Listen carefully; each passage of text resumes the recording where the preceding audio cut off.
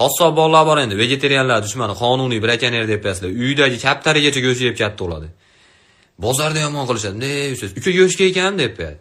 Endi, конечно, go'sht qatorda parastamol istab beramiz, go'shtga aka torting. Chalg'itib beryapti. Akam yaxshimi, akam yuribdimi deb. Hali bozorda birinchi marta yuribman akalar. Men boshqa joyli odamman, tanimaydi. Ha, aka yaxshi deb qo'yadi. Uka o'zimiznikisiz, mo go'shtga yaq qo'shmadim, ichi suv qo'shib qo'yaman demas. Salapanchiga aqulani biqinini tikib yuboradi, bilmay ko'tarib keta olasiz. Qassob oshnam bor dedilar, hayvondan umuman qo'rqmaydi-da bular. O'zi g'altaydancha kattaradi matqo bo'lib. Bunday turib olib, bir tonnali hayvon oldi. Te jonivor. Qo'rqma. Qo'rqma, bu bir tonna. Sen tarafga qarab turib, ma'rasa shamollab olasan og'zini. Men qo'rqma deydi. Voy, Qur'on hayit payti bular sezoni boshlanib qoladi-yu. Oshni nech puldan so'yapsizlar? $100 dan. Voy, dinozavr so'yish kerak emas. Bitta joyda katta o'ynaymiz, mindayran narx ayta olmaymi? 100 ming so'm atagan emas. Chukkimisan 100 ming so'mga quyon so'yapmiz biz deydi.